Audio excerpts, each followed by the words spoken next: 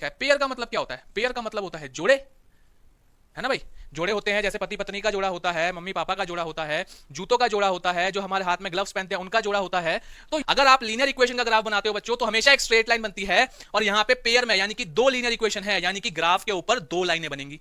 बात क्लियर है? ग्राफ के ऊपर दो लाइनें बनेंगी। अब मान लो आपके ग्राफ के ऊपर एक लाइन ऐसे जा रही है, दूसरी लाइन ऐसे जा रही है, तो इसने जहां पे कट किया इसका जो इंटरसेक्शन पॉइंट था, यही क्या होता है बच्चों? एक सॉल्यूशन होता है। ये बैलेंस बनाना है, इसको बराबर करना है, तो मुझे यहां पे चार को जोड़ना पड़ेगा। समझ रहे हो? मान लो ये जो है बच्चे, एक वो सीसॉ वाला झूला था ना, जो ऐसे ऐसे ऐसे ऐसे होता है, तो इधर की तरफ जो है लड़कियां चार ज्यादा है, तो ये बच्चे जो इधर जो लड़के हैं तो ऐसे उठ जाएंगे। तो अगर इनको बैलेंस करना है तो मुझे इधर की तरफ भी चार लड़के डालने पड़ेंगे। इस लाइन को जोड़ दो, ये लो मैंने जोड़ दिया, ठीक है। अब आप बोलोगे सर ये लाइनों ने तो आपस में इंटरसेक्ट नहीं किया, तो ये तो फिर अगर इंटरसेक्ट नहीं करेंगी तो ये तो पैरेलल वाली होंगी, मतलब इनका सॉल्यूशन ही नहीं बनेंगे। अबे भाई जो ये लाइन है ये तो सीधी जाएगी ना भाई, जब तक वैल्यू पुट करते हो ऐसे इन्फिनाइट तक ये सीधी जाती रहेगी। तो इसको तुम क्या करोगे? सीधा ऐसे आगे बढ़ाओगे स्केल का यूज करके, ठीक है। इसको ऐसे आगे बढ़ाओगे और देखोगे कि यहां पे क्या कर रही है? कट कर रही है। हेलो दोस्तों, कैसे हो आप सब? आई होप आप बहुत अच्छे हो और अपनी पढ़ाई बहुत बढ़िया तरीके से कर रहे हो। तो आज के इस वीडियो में हम करने वाले हैं क्लास 10th मैथ्स का chapter number 3, pair of linear equation in two variable.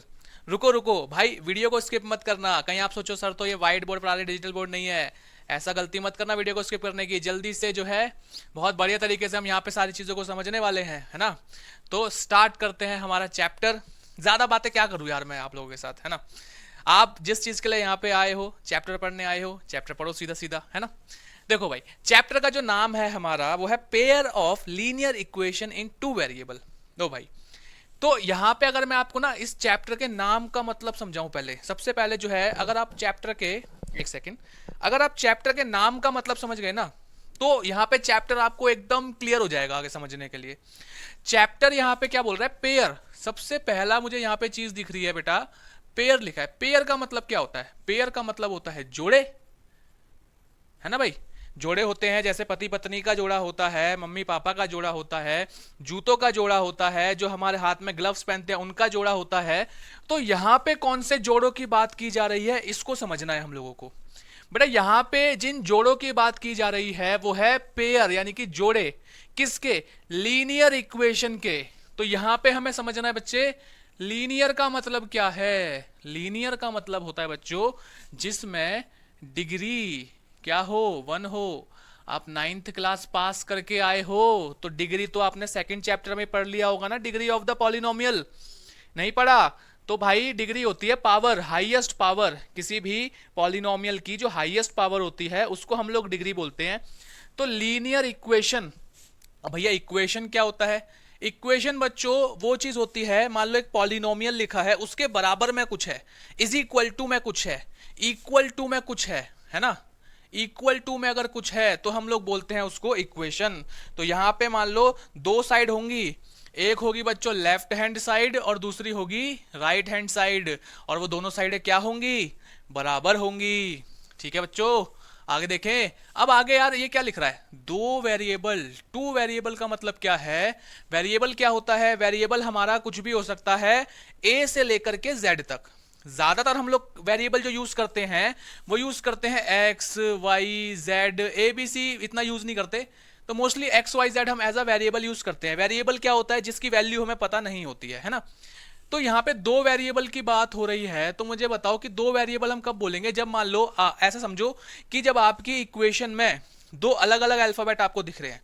मान लो एक इक्वेशन है उसमें आपको एक्स दिख रहा है और उसी इक्वेशन में आपको वाई भी दिख रहा है, या कोई भी दो अलग अलग आपको अल्फाबेट दिख रहे हैं, तो आप उसको बोलोगे दो वेरिएबल। अगर मान लो आपको इक्वेशन ऐसी दिख रही है 2x² plus 3x plus 4 is equal to 0, तो यहाँ पे दो वेरिएबल नहीं है, यहाँ पे एक ही वेरिएबल है। देखो है ना, यहाँ पे x है तो यहाँ पे भी x है। वहीं अगर ये ऐसे होती 3x plus 2y minus 3 is equal to 0, तो इस इक्वेशन को आप दो वेरिएबल वाली इक्वेशन बोलोगे, क्योंकि यहाँ पे देखो एक वेरिएबल x है और दूसरा वेरिएबल यहाँ पे y है। बोलो बच्चों समझ में आई बात? यहाँ पे एक वेरिएबल x है और दूसरा वेरिएबल y है, और इस इक्वेशन को हम लोग क्या बोलेंगे? Linear equation in two variable बोलेंगे। पेयर में नहीं आया अभी, सिर्फ मैंने यहाँ पे क्या लिखा है? ये लिखा linear equation in two variable को यहाँ पे लिखा है। तो यहाँ पे आप देखो कि इसको इक्वेशन बोल रहे हैं क्योंकि देखो इज इक्वल टू का साइन है, इक्वल टू में कुछ है, ये लेफ्ट हैंड साइड है ये राइट हैंड साइड है, ये आपस में बराबर होंगी, है ना। तो अब यहां पे हम लोग जो है इसमें ये चीज समझेंगे कि पेयर यहां पे मतलब क्या है ना। पेयर को समझने के लिए, pair of linear equation in two variable को समझने के लिए हम यहां पे जनरल फॉर्म पहले लिख लेते हैं इसकी, ठीक है। जनरल फॉर्म बोल लो या फिर बेसिक फॉर्म बोल लो, जनरल फॉर्म लिख लेते हैं बच्चों। तो जनरल फॉर्म यहां पे इस इक्वेशन की, पेयर वाली इक्वेशन की क्या होती है, देखो यहां पे मान लो मैं यहां लिखता हूं ए, अच्छा एक सेकंड रुक जाओ, एक सेकंड रुक जाओ, अच्छे से समझाता हूं इसको। मान लो मैं यहां पे एक इक्वेशन लिखता हूं x plus Y plus C is equal to 0, ये एक इक्वेशन लिख दी मैंने। दूसरी इक्वेशन में लिखता हूं x plus Y plus C is equal to 0। अब मुझे फटाफट से देख के बताओ, क्या मैं इस इक्वेशन को पेयर बोल सकता हूं? क्या ये पेयर लग रहा है आपको? यार आप बोलोगे सर ये तो एक जैसी है ना, तो इसको एक ही बार लिख दो, इसको दो बार लिख के पेयर क्यों बोल रहे हो? तो मतलब इसको अभी हम ऐसे पेयर नहीं बोल सकते, ठीक है। मान लो मैं यहां पे इसके कोफिशिएंट लिख देता हूं a b, और ये c तो कांस्टेंट होता ही है। x का कोफिशिएंट a लिख दिया, y का कोफिशिएंट b लिख दिया, और ये कांस्टेंट हो गया। सेम चीज मैं यहां पे भी कोफिशिएंट लिख देता हूं a b, और ये कांस्टेंट होता है। क्या ये अब अलग अलग हो गए? क्या अब ये अलग अलग हो गए? ध्यान से देख के बताओ भाई, अभी भी ये अलग अलग नहीं हुए, अभी भी ये सेम है ना। तो अब यहां पे इनको अलग अलग अगर करना है तो मैं यहां पे ऐसा भी तो लिख सकता हूं, यहां पे 1, यहां पे 1, और यहां पे 1, यहां पे 2, यहां पे 2, यहां पे 2।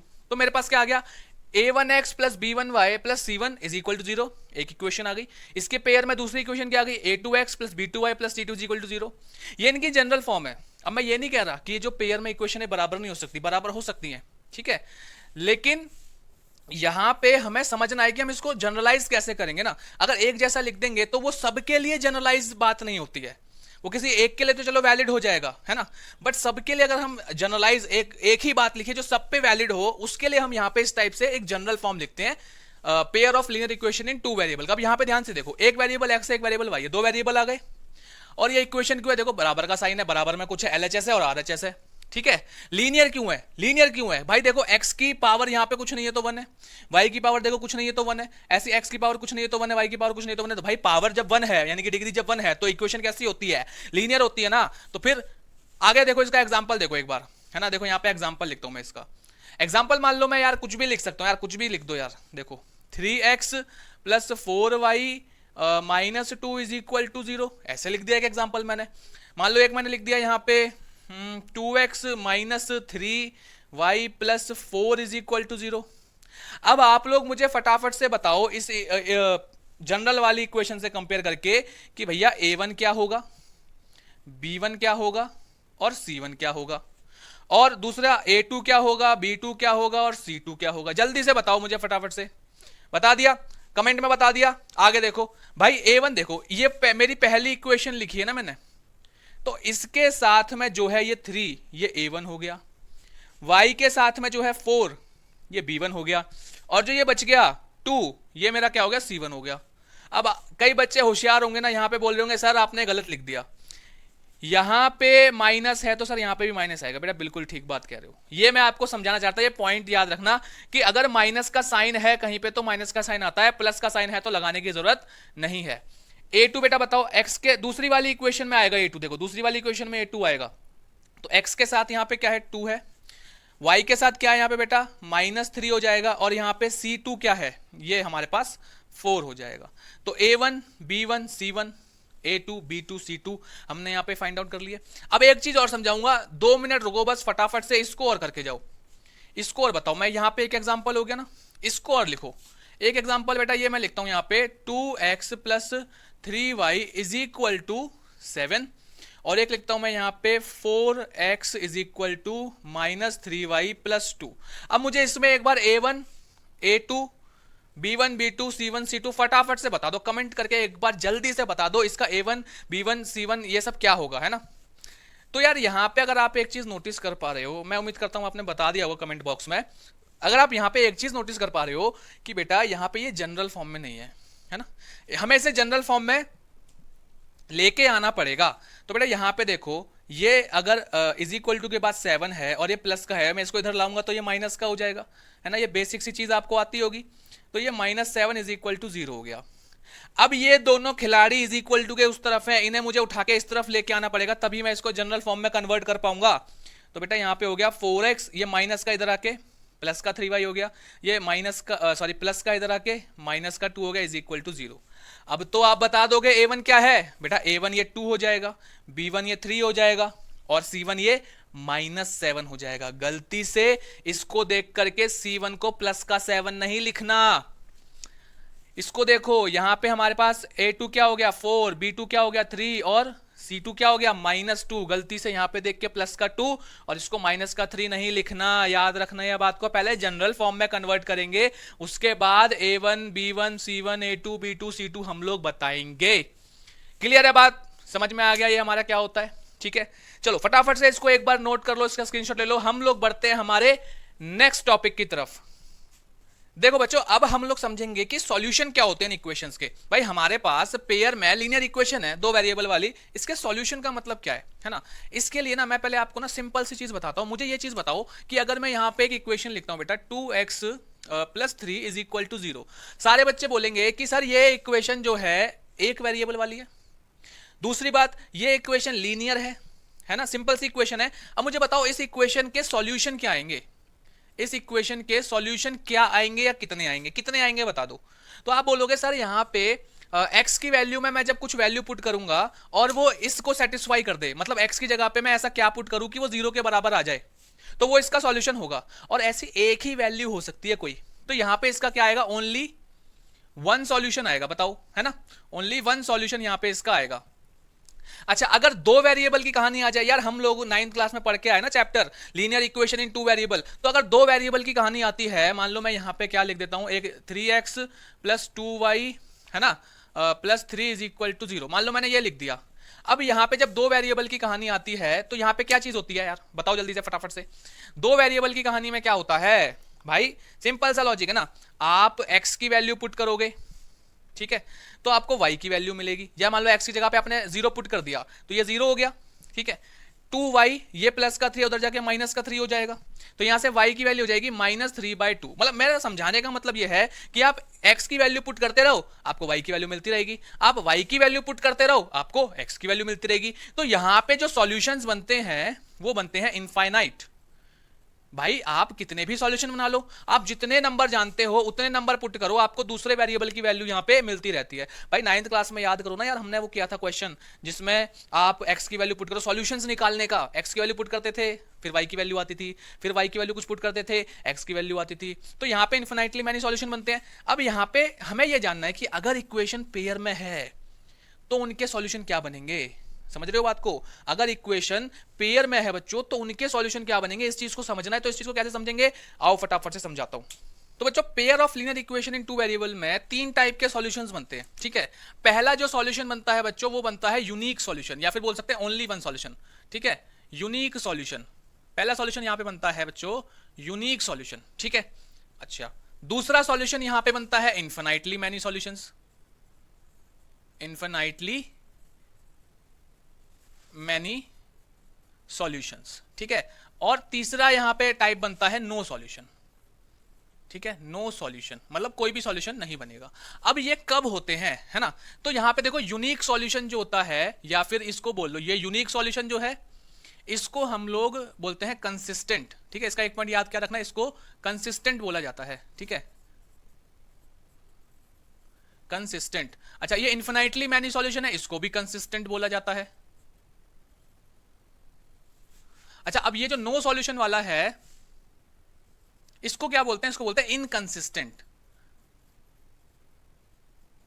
इसको बोला जाता है इनकंसिस्टेंट। ये बात याद रखनी है, यानी कि जिसके सॉल्यूशन बन रहे हैं, अब यहां पे एक सॉल्यूशन बन रहा है तो कंसिस्टेंट, यहां पे सॉल्यूशन बन रहे हैं अनगिनत इन्फिनाइटली मैनी सॉल्यूशंस बन रहे हैं तो इसको भी कंसिस्टेंट। तो जहां पे सॉल्यूशन बनते हैं वहां पे कंसिस्टेंट, और जहां पे सॉल्यूशन नहीं बनते वहां पे इनकंसिस्टेंट। अब हमें कैसे पता चलेगा कि भाई कहां पे सॉल्यूशन बन रहे हैं और कहां पे सॉल्यूशन नहीं बन रहे, या कहां पे यूनिक सॉल्यूशन बन रहा है, कहां पे इन्फिनाइटली मैनी सॉल्यूशन बनेंगे, कहां पे नो सॉल्यूशन बनेंगे। तो बेटा इसके लिए होती है कंडीशन। कंडीशन क्या होती है, ध्यान से देखो, इसके लिए कंडीशन ये होती है कि A1/A2, दोबारा से A1/A2 बराबर नहीं होना चाहिए B1/B2 के। याद रहेगी बात, A1/A2 बराबर नहीं होना चाहिए B1/B2 के। A1 A2 याद रखो, वही जो भी जनरल फॉर्म बताई थी। जरा सा पीछे जाओ फटाफट से, एक बार 2-3 बार उसको टैप करो स्क्रीन को पीछे की तरफ, वो पीछे जाएगा, उस पे देखो A1 A2 B1 B2 C1 C2 मैंने क्या बताया था जनरल फॉर्म अभी थोड़ी देर पहले। अच्छा, यहां पे इसमें क्या कंडीशन होती है यार, इन्फिनाइटली मैनी के लिए कंडीशन क्या होती है, ये होती है A1 अपॉन A2 बराबर B1 अपॉन B2 बराबर C1 अपॉन C2। यहां पे सारे के सारे रेशियो क्या होते हैं, बराबर होते हैं। इसकी कंडीशन क्या होती है, A1 अपॉन A2 बराबर B1 अपॉन B2 बराबर C1 अपॉन C2 के नहीं होता, लास्ट वाला बराबर नहीं होता बच्चों, लास्ट वाला बराबर नहीं होता। तो यहां पे स्टार्टिंग के दो बराबर नहीं होते, यहां पे तीनों बराबर होते हैं, यहां पे स्टार्टिंग के दो बराबर होते हैं, लास्ट का बराबर नहीं होता। अगर आपको ऐसी कंडीशन मिल जाती है तो आप यहां पे बता पाओगे इस वाली कंडीशन के लिए यूनिक सॉल्यूशन, यानी कि एक ही सॉल्यूशन बनेगा। इसका मतलब क्या है, अब यहां पे देखो, अगर मैं, देखो ध्यान से समझो एक बात प्यार से, अगर आप लोग लीनियर इक्वेशन का ग्राफ बनाते हो तो हमेशा एक स्ट्रेट लाइन बनती है। अगर आप लीनियर इक्वेशन का ग्राफ बनाते हो बच्चों तो हमेशा एक स्ट्रेट लाइन बनती है, और यहां पे पेयर में यानी कि दो लीनियर इक्वेशन है, यानी कि ग्राफ के ऊपर दो लाइनें बनेंगी। बात क्लियर है, ग्राफ के ऊपर दो लाइनें बनेंगी। अब मान लो आपके ग्राफ के ऊपर एक लाइन ऐसे जा रही है, दूसरी लाइन ऐसे जा रही है, तो इसने जहां पे कट किया, इसका जो इंटरसेक्शन पॉइंट था, यही क्या होता है बच्चों, एक सॉल्यूशन होता है। ये सॉल्यूशन कैसे हो गया सर, ये पॉइंट सॉल्यूशन कैसे हो गया, समझ में नहीं आया बेटा। ये जो ग्राफ बन रहा है, ये आपके वो ग्राफ पेपर जो होता है जिसपे ये एक्स एक्सिस और वाई एक्सिस होता है, वहीं पे बन रहा होगा, ठीक है। अगर आप यहाँ पे इसको देखो, आप यहाँ पे इसको अगर नीचे लेके आओगे तो ये एक्स एक्सिस पे पॉइंट आएगा, तो यहाँ पे ये एक्स वाला पॉइंट मिल गया। आप इसको इधर लेके आओगे तो ये वाई एक्सिस पे पॉइंट आएगा, तो यहाँ पे वाई वाला पॉइंट मिल गया। तो एक एक्स की वैल्यू एक वाई की वैल्यू, यही तो सॉल्यूशन है भाई। ये जो लाइन चल रही है इस पे तो हर पॉइंट पे कुछ ना कुछ एक्स और वाई की वैल्यू होगी, लेकिन दोनों के लिए वो अलग अलग होगी, दोनों इक्वेशन के लिए वो वैल्यू अलग अलग होगी एक्स और वाई की। बट यहां पे एक्स और वाई की इस वाले पॉइंट पे दोनों लाइनों के लिए सेम वैल्यू है, तो ये इसका सॉल्यूशन होता है। तो यहां से हमें पता चलता है कि जहां पे भी इंटरसेक्शन होगा ग्राफ्स का, वहां पे दोनों के एक्स और वाई की वैल्यू सेम होगी और वो उसका सॉल्यूशन कहलाता है। मतलब ये जो पॉइंट है जहां पे एक्स की वैल्यू कुछ है, वाई की वैल्यू कुछ है, इसे जब आप दोनों इक्वेशन में पुट करोगे तो आपकी वो सेटिस्फाई करेगी। आगे देखो, इसमें क्या होता है बेटा, इसको हम बोलते हैं इंटरसेक्टिंग लाइंस, है ना, यहां पे लिख दो इंटरसेक्टिंग लाइंस, ठीक है। अब यहां पे क्या होता है यार, यहां पे होता है बच्चों एक लाइन ऐसे जा रही है बड़े बढ़िया तरीके से, दूसरी लाइन जो है वो भी इसी के ऊपर से जा रही है मस्त एकदम घूमते हुए। तो एक लाइन भी जो है इसके जा रही है और दूसरी लाइन भी इसके ऊपर से जा रही है। मतलब क्या है सर यार, यहां पे हर एक पॉइंट पे इंटरसेक्शन हो रहा है, हर एक पॉइंट पे इंटरसेक्शन हो रहा है बच्चों, इन हर एक पॉइंट पे इंटरसेक्शन हो रहा है, यानी कि यहां पे कितने सॉल्यूशंस बनेंगे, इनफिनाइटली मैनी सॉल्यूशन बनेंगे। यहां पे एक पॉइंट पे इंटरसेक्शन हो रहा था तो एक सॉल्यूशन, यूनिक सॉल्यूशन का मतलब कैसे, एक ही सॉल्यूशन बनेगा। और यहां पे हर एक पॉइंट पे इंटरसेक्शन हो रहा है तो यहां पे इनफिनाइटली मैनी सॉल्यूशंस बनेंगे, ठीक है। इसको हम बोलते क्या है, इसको हम बोलते हैं, इसकी ये लाइन कैसी है, कोइंसिडेंट लाइन है। ये लाइंस कैसी है बेटा, कोइंसिडेंट लाइन है, मतलब एक के ऊपर एक लाइन है ये, ठीक है। अच्छा यहां पे यार सॉल्यूशन नहीं बन रहा, मतलब यहां पे इंटरसेक्शन नहीं हो रहा होगा, यहां पे इंटरसेक्शन नहीं होता। ये मतलब क्या होता है बच्चों, पैरेलल जाती हैं यार, कभी नहीं मिलती हैं आपस में, ये कभी नहीं मिलती आपस में, कभी इनका इंटरसेक्शन नहीं होता। इसीलिए हम लोग इसको क्या बोलते हैं बच्चों, सॉल्यूशन ही नहीं बनेगा, कहीं मिलेंगी नहीं, कहीं मिलेंगी तो इनका कोई कॉमन पॉइंट आएगा ना, जहां पे एक्स और वाई की वैल्यू सेम होगी, कहीं मिलती ही नहीं है, तो इसको हम बोलते हैं पैरेलल लाइन। इसमें कैसी लाइन बनती है, पैरेलल लाइंस। तो बस ये सिंपल सा कंसेप्ट था। अब हम लोग कुछ क्वेश्चंस करेंगे, फटाफट से इसको नोट कर लो अपनी नोटबुक के अंदर, या एक बार इसका स्क्रीनशॉट ले लो जल्दी से। हम लोग बढ़ते हैं हमारे क्वेश्चंस की तरफ।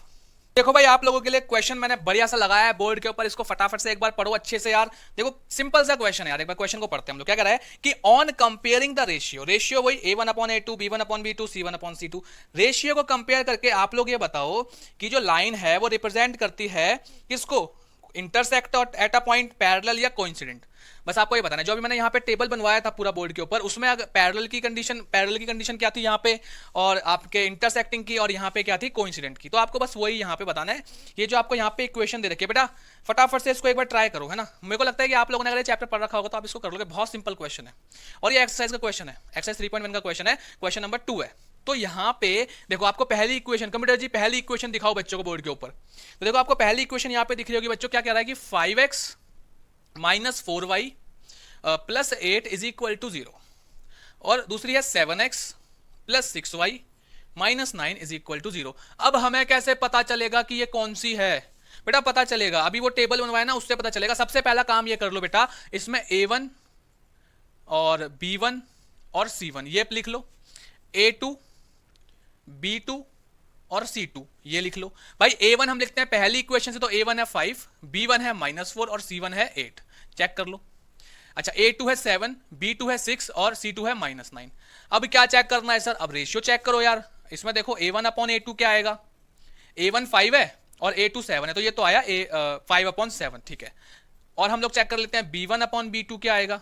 तो भाई B1 -4 है और B2 6 है, तो आप यहाँ पे देखो इसको अगर आप कट भी करते हो, डिवाइड भी करते हो 2 से, तो 2 2 जा 4, 2 3 जा 6, तो ये -2/3 आएगा। तो यार ये तो 5/7 आ रहा है, ये -2/3 आ रहा है, तो यहाँ पे मैं लिख दूं A1/A2 बराबर नहीं है B1/B2 के।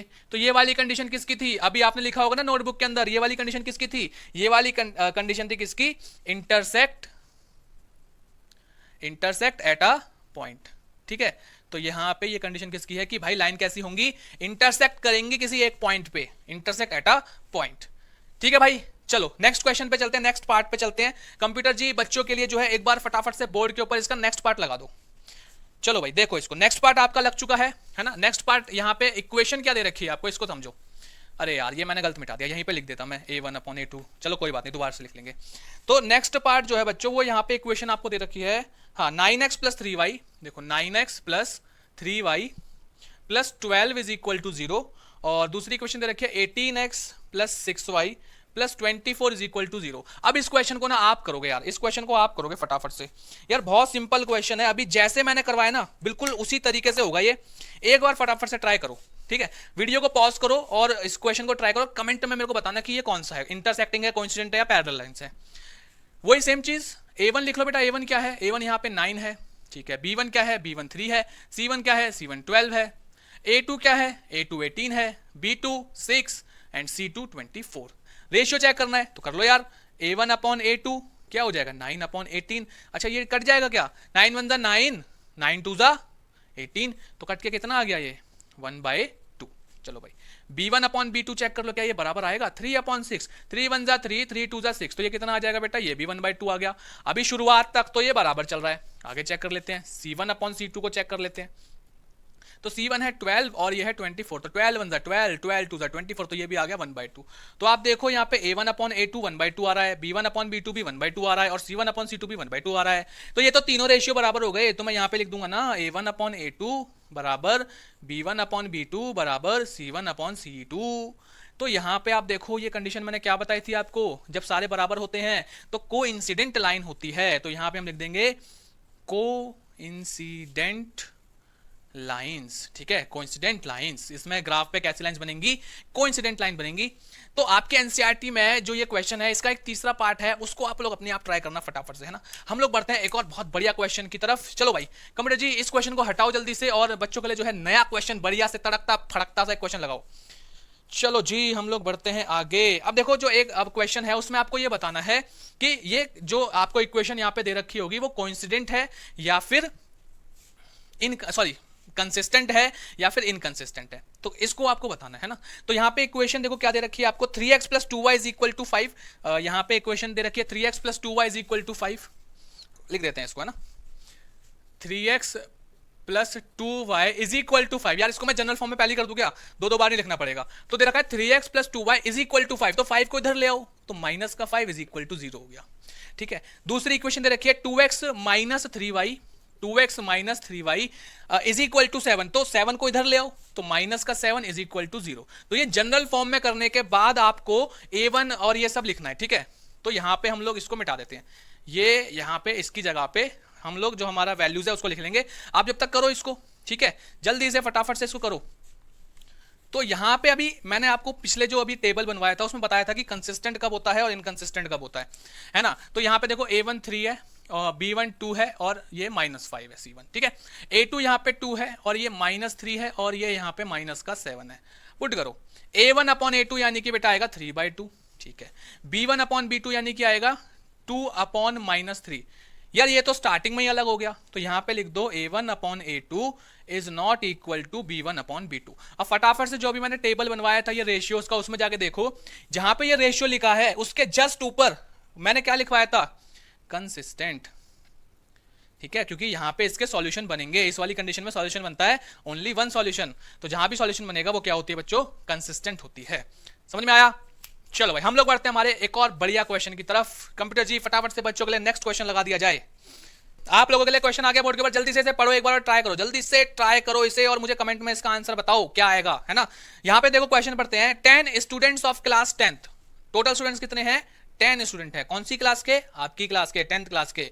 तो 10 students of class 10th took part in a mathematics quiz if the number of girls is 4 more than the number of boys, find the number of boys and girls who took part in the quiz. तो यार simple सा question देखो क्या कह रहा है कि आपके पास टोटल 10 स्टूडेंट्स हैं, जिसमें से कुछ लड़के हैं कुछ लड़कियां हैं, और लड़के और लड़कियों के बीच में एक रिलेशन दे रखा है, ये लड़कियां लड़कों से 4 ज्यादा हैं, लड़कों की संख्या लड़कियों से 4 कम है। क्वेश्चन में इस तरीके से बोल रखा है कि लड़कियों की संख्या लड़कों से 4 ज्यादा है। ठीक है, तो यहां पे हमें यार करना क्या है यार, यहां पे हमारे को जो है वैल्यू निकालनी है, कितने लड़के हैं कितनी लड़कियां हैं। तो यहां पे हम करेंगे क्या, अभी क्या हमें मालूम है कि कितने लड़के और कितने लड़कियां हैं, नहीं मालूम ना, तो इसको हम वेरिएबल में जो है लेट कर लेंगे। तो यहां पे हम करते हैं let the number of girls, ठीक है, गर्ल्स के नंबर को हम यहां पे लेट कर लेते हैं x, and let the number of boys, boys का हम यहां पे लेट कर लेते हैं y। ठीक है, तो यहां पे क्योंकि हमें इक्वेशन जो बनानी होती है वो 2 वेरिएबल में बनानी होती है ना, तो इसलिए हम यहां पे लेट कर रहे हैं, एक को x और एक को y। मान लिया लड़कियां x और लड़के y हैं, तो एक सिंपल सी इक्वेशन तो हमारी यहां से बन जाएगी कि total number of students they रखे हैं, टोटल नंबर ऑफ स्टूडेंट्स देखो क्वेश्चन में कितने दे रखे हैं, 10 दे रखे हैं ना, तो टोटल नंबर ऑफ स्टूडेंट्स यहां पे हो जाएंगे 10। तो यार ये जो टोटल स्टूडेंट्स है ये लड़के और लड़कियों को मिला करके बन रहे हैं, यानी कि भाई लड़कियां कितनी हैं x और लड़के कितने हैं y, तो इन दोनों को मिला करके टोटल स्टूडेंट्स कितने बन रहे हैं, 10 बन रहे हैं। तो हमारे पास x प्लस y की वैल्यू क्या आ गई, 10, ये हमारे पास एक इक्वेशन बन गई। ठीक है, अब दूसरी इक्वेशन कैसे बनेगी, दूसरी इक्वेशन बनेगी बच्चों, हमारे जो क्वेश्चन में हमें कंडीशन दे रखी है कि लड़कियां लड़कों से 4 ज्यादा है। ठीक है, तो यार इसको ना समझो कैसे लिखेंगे, इस इक्वेशन को कैसे लिखेंगे। सबसे पहले लिखेंगे according to question, according to question मतलब क्वेश्चन के अनुसार हम ये बात लिख रहे हैं। तो इसको लिखने के लिए ना ऐसा करो, इधर x लिख लो इधर y लिख लो, ठीक है, इधर x लिख लो इधर y लिख लो, अभी कुछ नहीं करना, इसको समझो। अब यहां पे देखो कि x क्या है, लड़कियां, y क्या है, लड़के। तो यार हमें क्वेश्चन में बोल रहा है कि जो लड़कियां हैं लड़कों से 4 ज्यादा है, तो इनकी जो संख्या है ये ज्यादा है ना, पहले बोला ना हमसे लड़कियां ज्यादा हैं, किससे, लड़कों से। अगर मान लो मुझे इनको यहां पे बराबर लिखना है, मान लो मैं बराबर लिख रहा हूं, तो क्या अभी ये बराबर है इस कंडीशन में, यार ये जो संख्या है ये तो लड़कों से ज्यादा है ना, 4 ज्यादा है ना, तो अगर मुझे इसमें बैलेंस बनाना है, इसको बराबर करना है, तो मुझे यहां पे 4 को जोड़ना पड़ेगा। समझ रहे हो, मान लो ये जो है बच्चे एक वो सीसॉ वाला झूला था ना जो ऐसे ऐसे ऐसे ऐसे होता है, तो इधर की तरफ जो है लड़कियां 4 ज्यादा हैं, तो ये बच्चे जो इधर जो लड़के हैं तो ऐसे उठ जाएंगे। तो अगर इनको बैलेंस करना है तो मुझे इधर की तरफ भी 4 लड़के डालने पड़ेंगे, तो मतलब जो लड़के कम है उसमें मुझे 4 लड़के जोड़ने पड़ेंगे, तब ये बराबर होंगे आपस में। तो ऐसे करके हम इक्वेशन को बना सकते हैं ना। तो x is equal to Y plus 4 आ गया, तो इक्वेशन को सिंप्लीफाई करोगे तो यहाँ पे y को इधर ले आओ तो कुछ ऐसा हो जाएगा x minus Y is equal to 4। ये हमारे पास दूसरी इक्वेशन आ गई। अब आप बोलोगे सर इसको स्टैंडर्ड फॉर्म में जनरल फॉर्म में क्यों नहीं लिखा, ये 10 को इधर लेके क्यों नहीं गए, तो बेटा यहाँ पे क्या है ना, हमारे को अब सॉल्यूशंस निकालने दोनों इक्वेशंस के, क्योंकि हमें बनाना है इसका ग्राफ, ग्राफिकल मेथड से सॉल्व करना है ये। ठीक है, तो यहाँ पे इसके सॉल्यूशंस कैसे निकालेंगे, वही तरीका यार, x की वैल्यू पुट करो y की वैल्यू आएगी, y की वैल्यू पुट करो x की वैल्यू आएगी। तो यहाँ पे देखो मैं इस वाली इक्वेशन के सॉल्यूशन निकालता हूँ, है ना। कमेंट, ये क्वेश्चन को हटा दो, क्वेश्चन बीच में हट रहा होगा, क्वेश्चन हटा दो। x plus Y is equal to 10, इसके सॉल्यूशन बनाएंगे। देखो ये बॉक्स बनाया, याद है ये बॉक्स बनाते थे, और ये यहाँ पे हमने ऐसे लाइनें खींच दी, ये देखो यहाँ पे x लिख दिया, यहाँ पे y लिख दिया। ये दिख नहीं रहा होगा ना, छोटा लग रहा होगा शायद से, बड़ा बनाऊं क्या, थोड़ा सा बड़ा बनाता हूँ, है ना, ये दिख नहीं रहा होगा आपको कैमरे पे, थोड़ा बड़ा बनाते, कोई बात नहीं। तो यहाँ पे देखो ये थोड़ा सा बड़ा बॉक्स बना दिया हमने, ये लो। अब यहाँ पे हमें कितने सॉल्यूशन निकालने, यार x की वैल्यू पुट करते जाओ, सॉल्यूशन आते रहेंगे। कितने निकाले यार, कोई भी 2 निकाल दो, ये लो x ये लो y। x की जगह पे सोचो, x की जगह पे अगर मैं 0 पुट करता हूं तो ये वैल्यू तो खत्म हो गई, तो y कितना बचेगा, y 10 बचेगा। ठीक है, x की जगह पे मैं 0 पुट करता हूं तो y 10 बचेगा, ऐसे ही y की जगह पे 0 पुट करता हूं तो x 10 बचेगा। तो मेरे पास ये सॉल्यूशन आ गए, एक आ गया x 0 y 10, दूसरा आ गया x 10 तो y 0। ठीक है, इसको मैं ग्राफ पे प्लॉट कर लूंगा। अभी दूसरी वाली के सॉल्यूशन निकाल लेते हैं। दूसरी इक्वेशन क्या है, x minus Y is equal to 4। तो यहाँ पे देखो सेम वैसे ही निकालेंगे इसके सॉल्यूशंस भी। तो ये हमारे पास x y, अब यहां पे अगर मैं देखो y को 0 कर दूं तो ये वैल्यू तो खत्म हो जाएगी ना, तो x देखो कितना बच रहा है, 4 बच रहा है, तो y को 0 पुट किया तो x बचा 4। अच्छा अगर मैं x को 0 पुट करता हूं तो y कितना बचेगा, तो यहां पे देखो x को 0 पुट किया तो x तो मान लो गया, ये minus Y is equal to 4 है, तो ये माइनस को जब उधर लेके जाएंगे तो y कितना आएगा बच्चों, माइनस का 4 आएगा। ठीक है, तो ये हमारे पास जो है पॉइंट्स आ गए। ठीक है, अब हम लोग क्या बनाएंगे, इनका ग्राफ बनाएंगे जल्दी से। ठीक है, ग्राफ बनाने के लिए मुझे यहाँ पे जगह चाहिए होगी, तो मैं इसको इतने पार्ट को भी रब करूंगा, फटाफट से इसको नोट कर लो। हमें ग्राफ बनाने के लिए बस इन पॉइंट्स की जरूरत है, तो इन पॉइंट्स से हम लोग ग्राफ बनाएंगे। हम जब तक मैं इसको रब कर देता हूँ, आप इसको ना स्क्रीनशॉट ले लो, इसको लिख लो पॉज करके वीडियो को। ठीक है, चलो तो यहाँ पे फटाफट से देखो ग्राफ कैसे बनाएंगे, है ना। या एक काम करो, जल्दी से ग्राफ बनाओ और उसमें इन पॉइंट्स को प्लॉट करो। पॉइंट्स प्लॉट करने आते होंगे ना आप लोगों को, जल्दी से करो एक बार फटाफट से। ग्राफ बनाते हैं हम लोग इसका यहाँ पे, है ना। ग्राफ के लिए बच्चों क्या करना पड़ता है, सर एक एक्स, ये वाई एक्सिस बना दो, अरे ये तो टेढ़ी बन गई। ठीक है, बोर्ड पे ऐसी बनेगी बच्चों, और ये यहाँ पे एक एक्स एक्सिस बना दो ऐसे। ठीक है, अब यहाँ पे देखो जो x की मैक्सिमम वैल्यू है 10 तक जा रही है और y की मैक्सिमम वैल्यू भी 10 तक जा रही है, और नेगेटिव में देखो y जो है -4 तक जा रहा है, तो उस हिसाब से पॉइंट प्लॉट करेंगे। तो यहाँ पे आ गया 0, यहाँ पे 2 के गैप पे बना लेते हैं, 2 4 6 8 10 12। ठीक है, यहाँ पे भी 2 के गैप पे बना लेते हैं, गैप थोड़ा देखना पड़ेगा, बराबर होना चाहिए। ये 2 का गैप थोड़ा सा मुझे गड़बड़ लग रहा है, चलो कोई बात नहीं, अंदाजा लग जाएगा कैसे काम कैसे करना है। देखो काम जो ये करना है वो ग्राफ पेपर पे करना है आपको, तो बस समझ लो कि करना किस तरीके से है। तो यहाँ पे भी देखो 2 4 6 8 10 12 यहाँ पे बन गया। अब ये नेगेटिव साइड पे माइनस वाला बना लो y एक्सिस का, तो ये हो जाएगा -2 -4 -6 -8। क्या हमारे को x एक्सिस पे माइनस का बना ले, वैसे x एक्सिस पे माइनस की जरूरत नहीं, पर फिर भी बना लो। ये हो जाएगा यहाँ पे -2 -4 -6 -8, ये इतना हो गया। ठीक है, अब यहाँ पे अपने को पॉइंट प्लॉट करना है। देखो पहला पॉइंट क्या है, 0 और 10, x पे 0, ये रहा x पे 0, y पे 10, ये y पे 10 आ गया यहाँ पे, तो ये हो गया हमारा पॉइंट 0,10।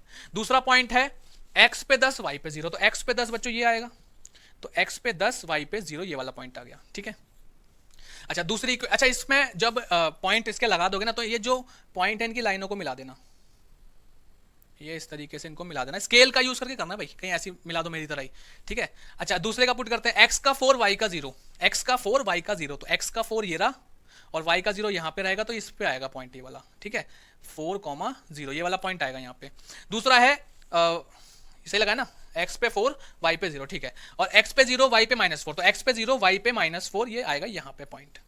ठीक है, तो ये पॉइंट कौन सा, x पे 0 y पे -4, इस लाइन को जोड़ दो, ये लो मैंने जोड़ दिया। ठीक है, अब आप बोलोगे सर ये लाइनों ने तो आपस में इंटरसेक्ट नहीं किया, तो ये तो फिर अगर इंटरसेक्ट नहीं करेंगी तो ये तो पैरेलल वाली होंगी, मतलब इनका सॉल्यूशन ही नहीं बनेंगे।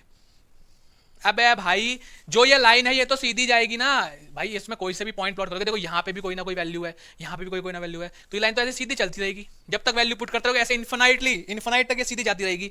तो इसको तुम क्या करोगे, सीधा ऐसे आगे बढ़ाओगे स्केल का यूज करके। ठीक है, इसको ऐसे आगे बढ़ाओगे और देखोगे कि यहाँ पे क्या कर रही है, कट कर रही है। ठीक है, तो ये देखो ये यहाँ पे कहीं पे इसकी वैल्यू आ रही है ना, 6 और 8 के बीच में, और यहाँ पे इसकी वैल्यू आ रही है 2 और 4 के बीच में। तो यहाँ पे हमारे पास 2 और 4 के 6 और 8 के बीच में 7 आएगा और 2 और 4 के बीच में 3 आएगा। तो यहाँ पे देखो y एक्सिस पे वैल्यू क्या आ रही है, 3, है ना, और x एक्सिस पे वैल्यू क्या आ रही है, 7। तो x की वैल्यू क्या हो जाएगी, 7, और y की वैल्यू क्या हो जाएगी, 3। ठीक है, अब हमने x क्या माना था, जल्दी बताओ, x हमने मानी थी गर्ल्स, तो गर्ल्स कितनी हो गई x और बॉयज कितने हो गए 3। ठीक है, तो number of girls 7 and number of boys is equal to 3। अब देख लो क्या सेटिस्फाई कर रहा है यार, 7 और 3 कितना होता है 10, तो टोटल स्टूडेंट्स कितने थे 10। अच्छा गर्ल्स कितनी है 7 है, बॉयज कितने 3, तो जो 3 है उसमें 4 जोड़ेंगे तो 7 आएगा, यानी कि जो गर्ल्स है बॉयज से 4 ज्यादा है ना, देखो 3 4 5 6 7 कितने ज्यादा है, 4 ज्यादा है। ठीक है, तो हमारी यहाँ पे इक्वेशन सेटिस्फाई कर रही है और यहाँ पे जो है हमारे यहाँ पे इसकी वैल्यू निकल के आ गई। ठीक है, तो इस तरीके से हम लोगों को जो है इन क्वेश्चंस को सॉल्व करना है, और ये सॉल्यूशन निकालने के इस मेथड को क्या बोलते हैं, अब बता रहा हूं यहाँ पे, इस वाले मेथड को बोलते हैं बच्चों ग्राफिकल मेथड। यहाँ पे लिख लेना, इसको बोलते हैं graphical method to find the solution. It is the graphical method to find the solution. आपको क्वेश्चन देखो पूछेगा कि आपको ये बोलेगा कि भाई इसके ना सॉल्यूशन निकाल के दो ग्राफिकल मेथड से, अगर बोलता है तो ग्राफिकल मेथड लगाना है, अगर आपका मन करता है तो ग्राफिकल मेथड लगाना है। लेकिन हमारे पास 2 मेथड और हैं जो कि हम पढ़ेंगे नेक्स्ट क्लास में, ठीक है। तो आज के लिए इस क्लास में, इस वीडियो में हम लोग इतना ही रखते हैं। नेक्स्ट क्लास में हम लोग पढ़ेंगे हमारा दूसरा मेथड, और उससे नेक्स्ट क्लास में हम लोग पढ़ेंगे हमारा तीसरा मेथड, और उसके बाद जो अगली क्लास आएगी हमारी फोर्थ क्लास, उसमें हम करेंगे बहुत सारे extra questions, previous year question जो इस चैप्टर से आए हुए हैं, ठीक है। तो मिलेंगे हम लोग नेक्स्ट क्लास में, तब तक के लिए अपना ध्यान रखो, अपने मम्मी पापा का ध्यान रखो। Thank you so much.